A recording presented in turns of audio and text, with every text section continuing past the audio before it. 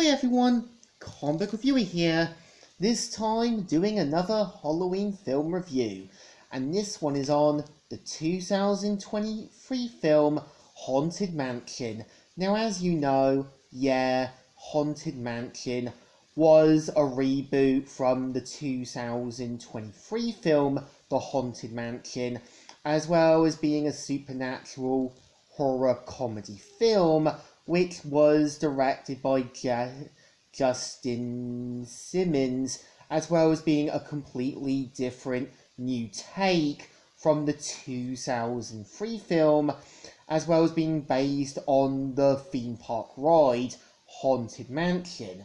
So the premise of the film is meant to follow in New Orleans, where Ben Mathis is meant to be this tour guide who is still dealing with the death of his wife, Alyssa, and we see how after getting word from a priest known as Father Kent, we see how Ben has to help Gabby and her son Travis deal with some weird supernatural stuff going on at their new home.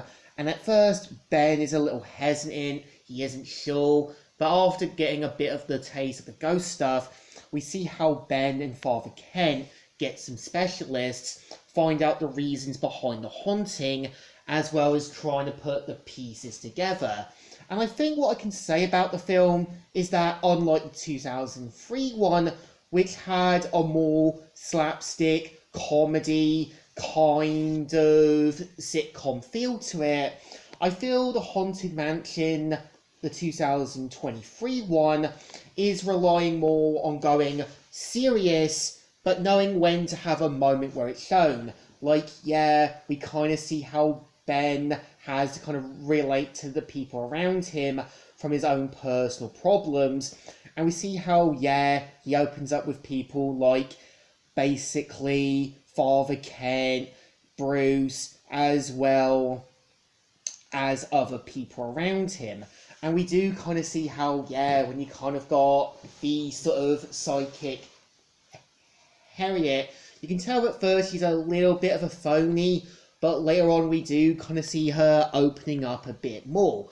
And I think one of the best castings, I would say, throughout the film is definitely Jamie Lee Curtis as Madame Leota. And I think fits a bit more being this kind of arrogant but kind of more serious take on the character. I don't think Jennifer Tilly was a bad choice in the 2003 one. I just think Jamie Lee Curtis really gave her character a little bit more justice.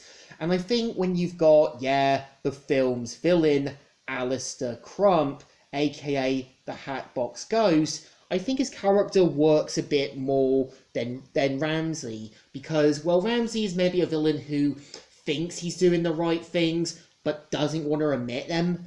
I think Alistair Crump works as a bit of a manipulative, evil, and kind of cunning villain, and I like the design for his character.